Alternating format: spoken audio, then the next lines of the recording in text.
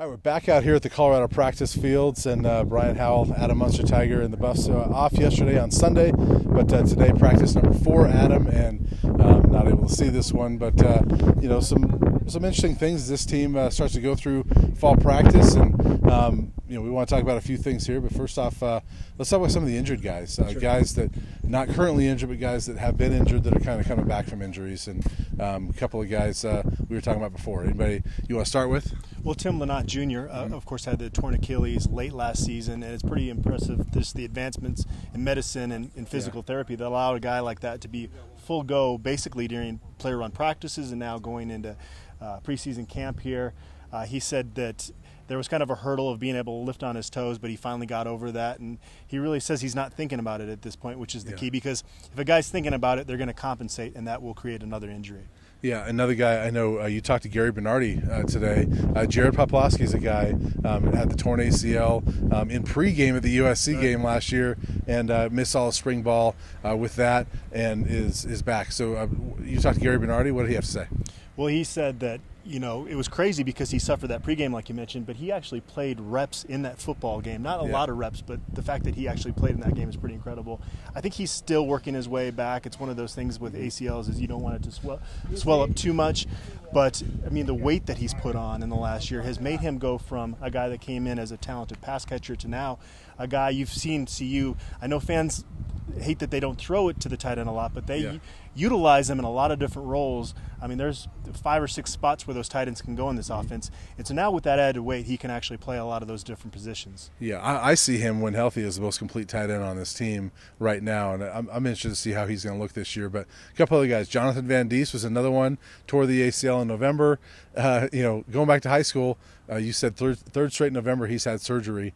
Different one because it's always been upper body, but looks like he's back and healthy and playing strong out here at practice. Yeah, at the open practice, we got a chance to see him running primarily with the threes, and he's a guy really vocal out there, putting guys in the right position. And of all the kids I've covered in Colorado, his closing speed is some of the most impressive. So it's good to see. I'm sure he's not 100% at this point. I think you got to kind of work a little bit of that rust off. But he looked like he was running around pretty well on Saturday. And then the last guy, probably unless I'm missing anybody, let me know. But Jake Moretti, the fans always want to, or always ask about Jake Moretti. You know, you and I standing out here talking during the open practice the other day. Noticed Jake with the third team, and we kind of touched on it in the last video. But Jake's obviously still working his way back, and as we mentioned the other day, kind of got to temper those expectations with him a little bit. It's going to take some time to get back.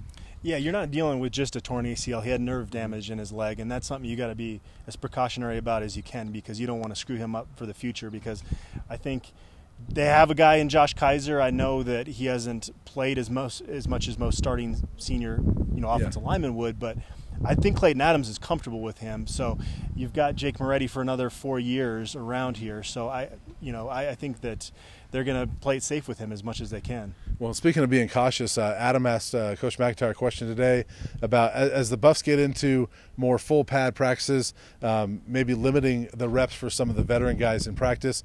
You mentioned Rick Gamboa. There's going to be some of that this fall, though, where guys like a Rick Gamboa maybe step on the sidelines a little bit because they don't need the reps, but a guy like Jonathan Van Diest would. Well, you look at his football team, what's one of the biggest question marks? Depth in certain spots. Safety being maybe number 1 on that list. Evan Worthington is established after last year. We know what he can do. Nick Fisher, even though he hasn't played a ton of football here, they, at least on the practice fields, they know what he can do. Exactly what he can do. And he's got a thinner frame, so you don't want to bang that up quite a bit. I think maybe Drew Lewis as well is a guy last year that pretty much established him. Timmy Lynott coming back from that injury, you don't want to push that too much. Running back, though, I think you let those guys just have at it because it's such a kind of got to with that spot, right? Yeah. Maybe Jay McIntyre. He had the foot injury, and we saw on Saturday he was clearly one of the best players out here, so maybe not push it with him and get Katie Nixon some more action. Guys like Katie Nixon, Jalen Jackson can get some reps in that spot if you're not using J-Mac as much. So there'll be a little bit of that. McIntyre did not talk specifically about guys that would sit out, but those are kind of guys we can guess about that might be limited a little bit. And guys that I would guess in the scrimmage that fans are going to come see on Saturday, we may not see as much on a day like that. It's going to be really vanilla, Brian. Yes, You're not going to see a whole lot of that scrimmage. Yeah, you think spring games are vanilla. This one's probably going to be pretty vanilla as well. Yeah, it'll be fun, though, I think, for the fans to get back in Folsom Field. It's the only opportunity for all of us to see them again. But tomorrow, the start of real football, as Mike McIntyre calls it, full contact, full padded practice. No more pajamas. So well, I think that'll do it for us today, and we'll be back tomorrow to talk about practice number 5.